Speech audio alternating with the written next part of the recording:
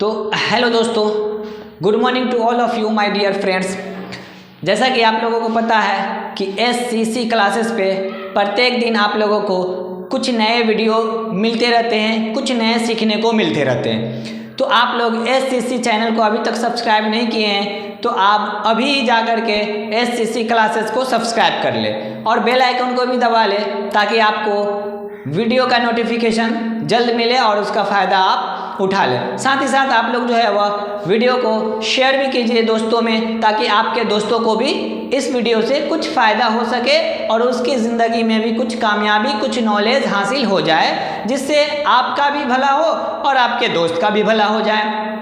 और आप लोगों को इस चैनल पे जो है वह हिस्ट्री का, ज्योग्राफी का, रीजनिंग का और साथ ही साथ आप देखते हैं कि करंट अफेयर का भी वीडियो मिलता रहता है। और मैं आप लोगों को साइंस सीरीज जो है वह शुरू कर दिया हूँ। तो आप लोग अगर शुरू से 2 वीडियो नहीं देखे हैं तो आप लोग प्ले लिस्ट में जा कर के आप अपना वीडियो देख लीजिए। अगर आप शुरू से देखते आएंगे किसी भी चीज़ को तो वो आपको जल्दी समझ में आएगा, क्योंकि हमने जो है वह समझाने की पूरी कोशिश भी किया है कि आप जो है वह कंसेप्ट के माध्यम से समझ सके। तो हम लोग जो है वह फिजिक्स का, है ना, फिजिक्स का जो है वह हम लोग पहला चैप्टर शुरू किए थे, मापन, और इसी मापन को जो है वह हम लोग पढ़ रहे थे, जिसको मेजरमेंट कहते हैं,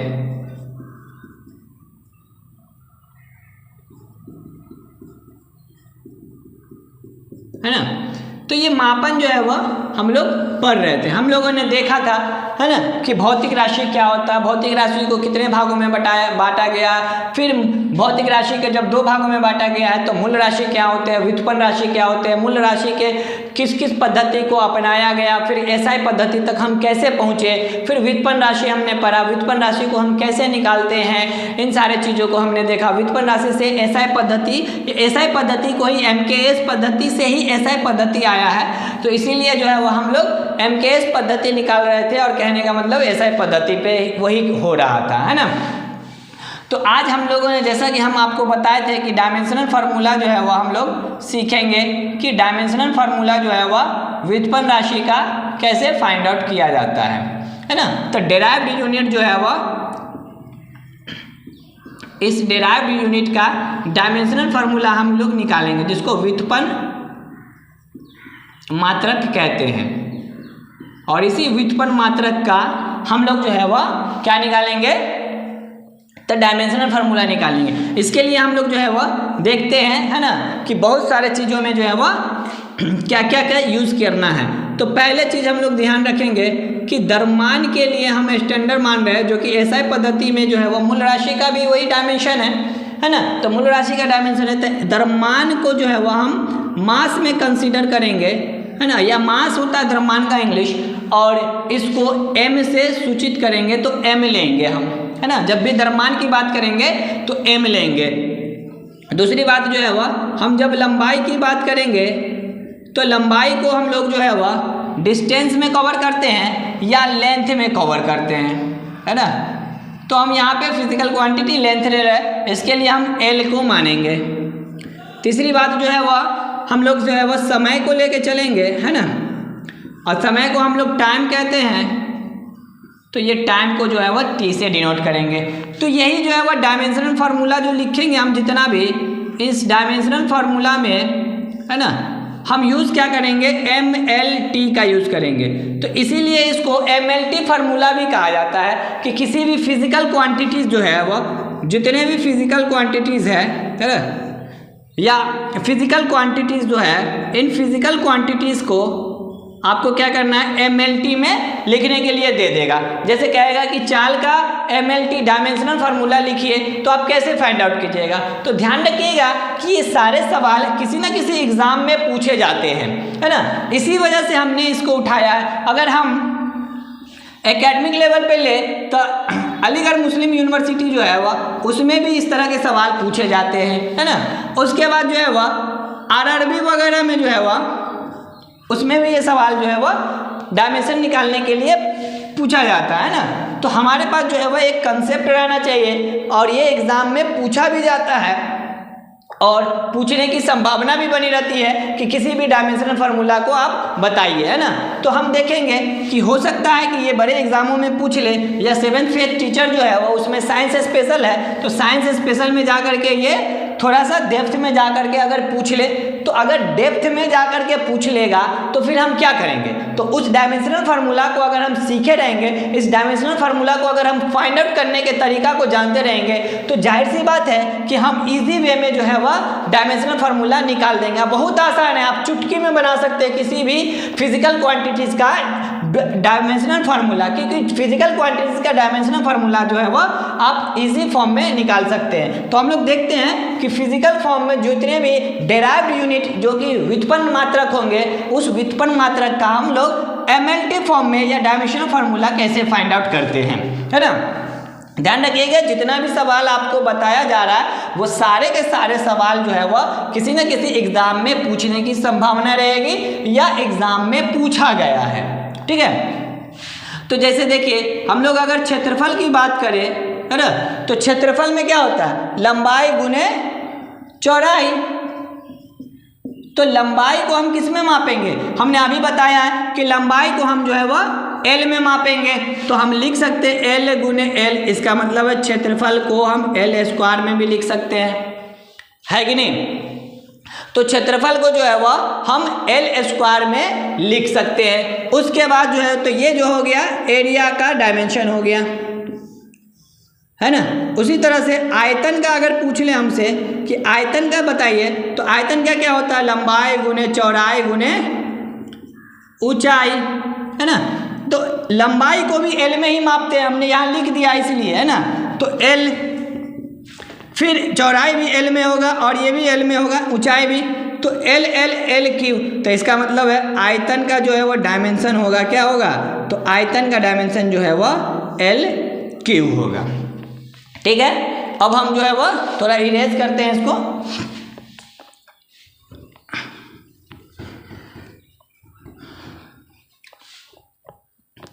अब हम जो है वह देख रहे हैं कि आयतन का लिख लिए, है ना।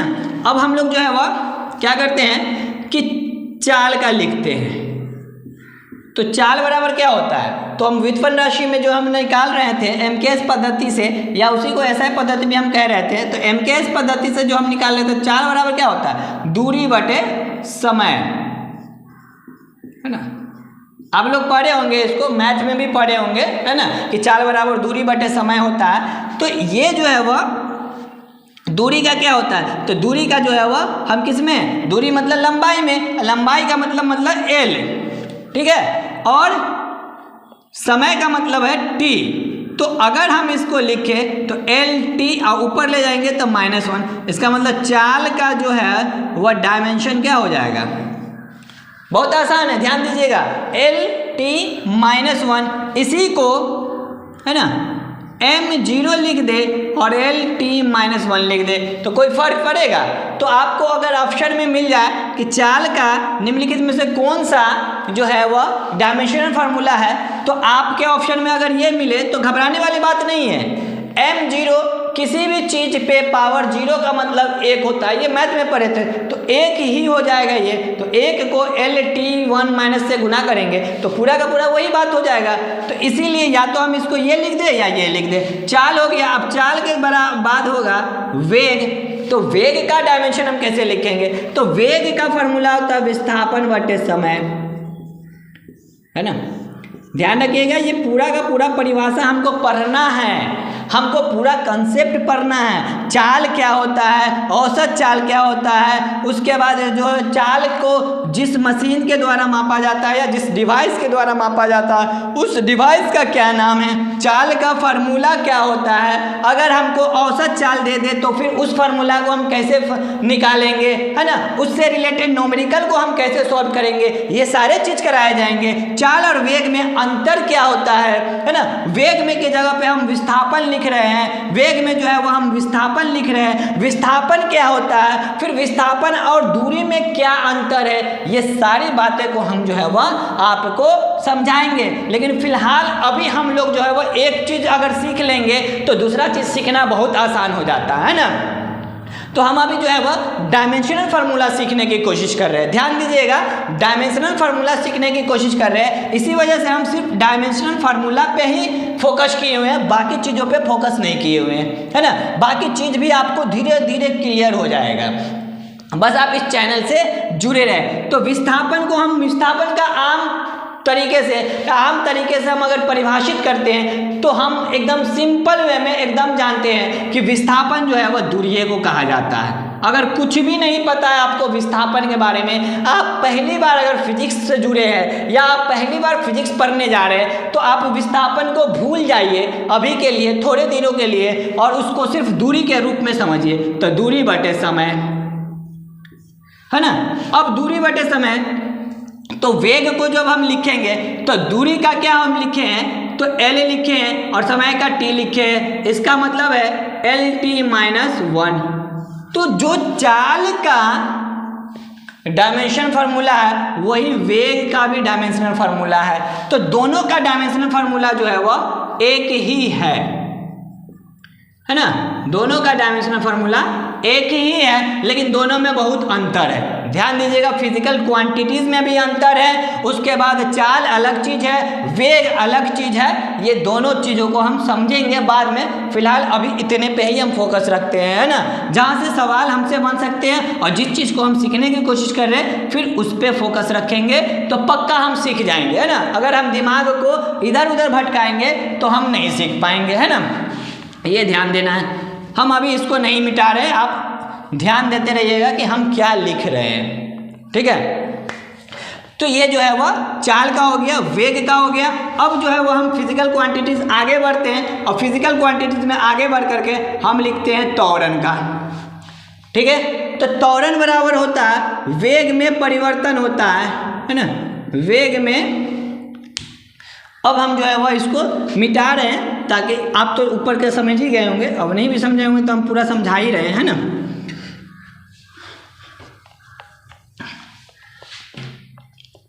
बस आपको एक काम करना है कि आपको फोकस करना है इस पढ़ाई पे, है ना।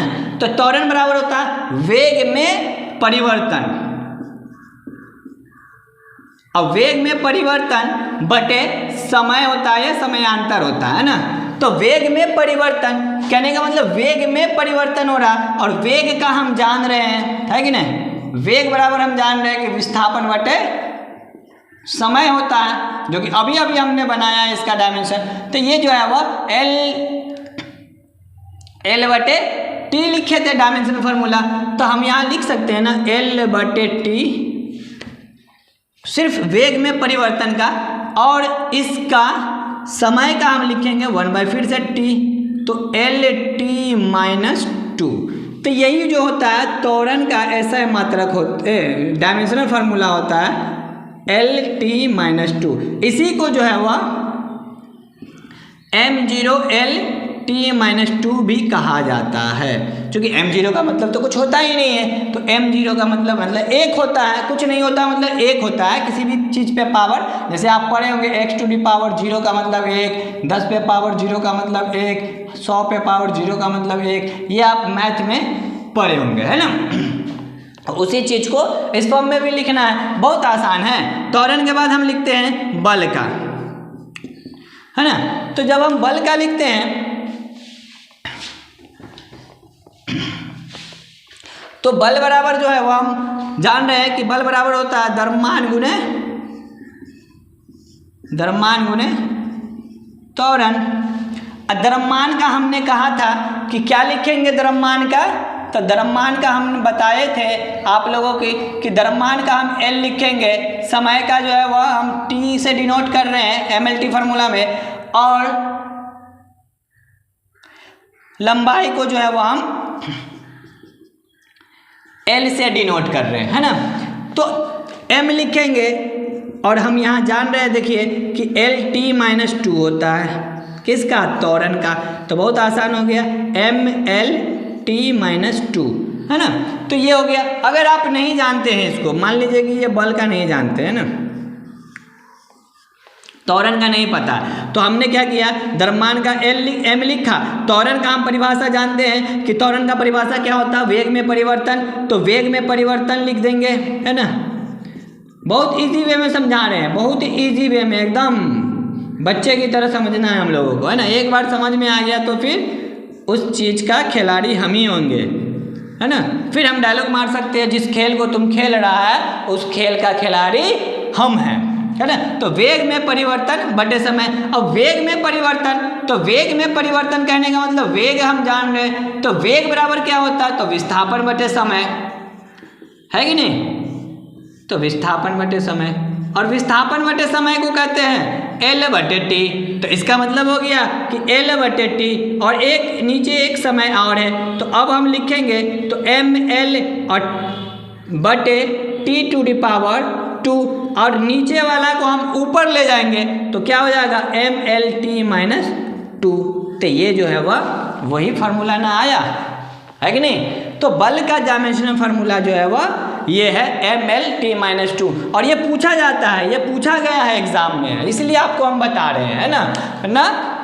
फिर ये चीज़ हम समझाते भी नहीं, और ये एग्ज़ाम में आपके कॉम्पिटिटिव एग्जाम में भी पूछा गया, साथ ही साथ ये जो है वह 11th में भी बहुत सारे बच्चा जो है वह काफ़ी कंफ्यूज रहते हैं कि सर डायमेंशनल फार्मूला जो है वह हम कैसे लिखें। तो डायमेंशनल फार्मूला जो है वह आप इस तरीके से आसान से लिख सकते हैं ना। आप उतारते भी जाइएगा, आप अपना नोट डाउन करते रहिएगा, है ना।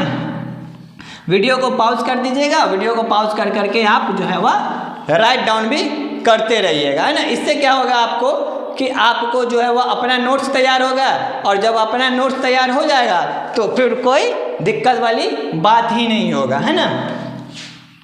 फिर वो आपका अपना हथियार होगा, और उस हथियार के आप जितना आप उस पर रिवीजन कीजिएगा, जितना आप प्रैक्टिस कीजिएगा, वो आपका अपना हो जाएगा, और एग्ज़ाम जो है वह चुटकी में निकल जाएगा, है ना। तो अगर एग्ज़ाम को चुटकी में निकालना है तो आपको इस चैनल से बने रहना होगा, और दूसरी बात आपको बार बार उस चीज़ को देखना है, समझना है, और फिर उससे रिलेटेड जितने भी क्वेश्चंस हैं उन सारे क्वेश्चंस को जो है वह आप लगाइए जा कर के।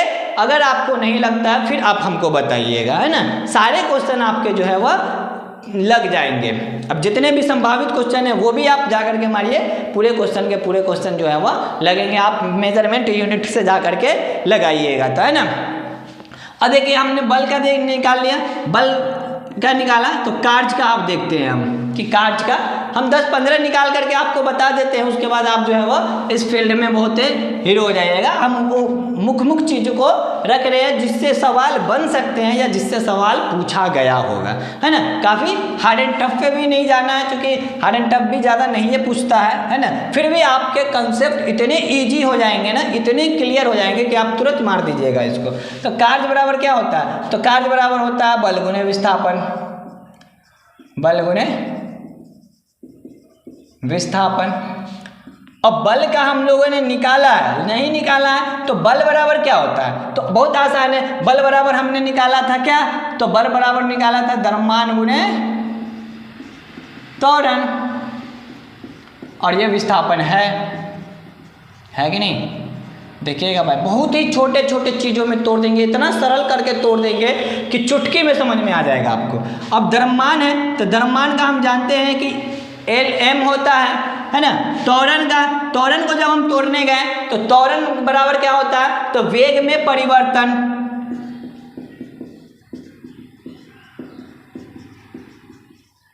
बटे समय, और विस्थापन को दूरी माने ही थे उस टाइम हम, तो इसको L कहते हैं। तो इसका मतलब है कि M और L हमको तो पता है। वेग में परिवर्तन मतलब कि क्या, तो वेग में परिवर्तन का हम निकाले थे कि विस्थापन बटे समय। तो हमने विस्थापन बटे समय को किया था तो L बटे टी किया था, और फिर इसको 1/t कर देंगे। अब देखिए, है ना, M 1 है तो 1, L कितने हैं, तो L 1 और 1 2 है ना। तो 2L का मतलब ये है कि L गुने L है, तो पावर 1 गुना में जब सेम बेस रहे, है ना, आधार जब समान रहे तो पावर गुना, आधार जब समान रहे और गुना करना हो तो पावर जुट जाता है। ये आप मैथ में भी पढ़े होंगे। तो ml2 हो जाएगा 1 पावर करके, और नीचे जो है वह d2 हो जाएगा। अब ml2 और t जो है वह नीचे से ऊपर जाएगा तो 2। तो ये हो गया हमारा कार्य का डायमेंशनल फार्मूला। ठीक है, तो ml2t-2 m लिख रहा है, इसका मतलब यही है कि m पे पावर 1 है। तो जहाँ जहाँ m लिखे हैं उसका मतलब m पे पावर 1 है। 1 लिखा नहीं जाता इसलिए नहीं लिख रहे हैं हम, है ना। आपको मन है अगर ऑप्शन में मिलता 1 तो आप समझिएगा कि m ही को 1 कर रहा है ना। तो ये जो है वह कार्य का हमने डायमेंशनल फार्मूला निकाला, है ना। अब देखिए किसी भी चीज़ का आप निकाल सकते हैं ना, जैसे दाब का ही निकालना है तो दाब बराबर क्या होता है, तो दाब बराबर होता है, आप जानते हैं, बल बटे, है ना, क्षेत्रफल। अगर आप नहीं भी जानते हैं ना तो ये सिर्फ फार्मूला को याद रखिए आप अभी के लिए, है ना, क्योंकि अभी हम डायमेंशनल फार्मूला पढ़ रहे हैं। जब हम इस चीज़ को उस यूनिट में जा कर के पढ़ेंगे तो ये यूनिट जो है वो हम पूरे के पूरे पढ़ेंगे वहाँ पे, तो वहाँ पे भी हम बता देंगे। तो आपको यहाँ पे भी बता रहे, वहाँ भी बता देंगे, तो आपको जो है वो पूरे के पूरे डाउट ही क्लियर हो जाएंगे। दाब होता क्या है, दाब का परिभाषा क्या है, दाब हम कैसे समझेंगे, है ना, ये सारे चीज़ें जो है वह हम समझने की कोशिश करेंगे, है ना। तो ये बल है, बल का अभी हम लोगों ने लिखा था, है ना, कि बल का जो है वह डायमेंशनल फार्मूला हम लोगों ने लिखा था और अभी लिखे थे। तो बल बराबर हम लोग लिखे थे क्या, तो द्रव्यमान गुणे त्वरण लिखे तो ml, है ना, और तो ये m था, है ना, बता ही देते हैं पूरा।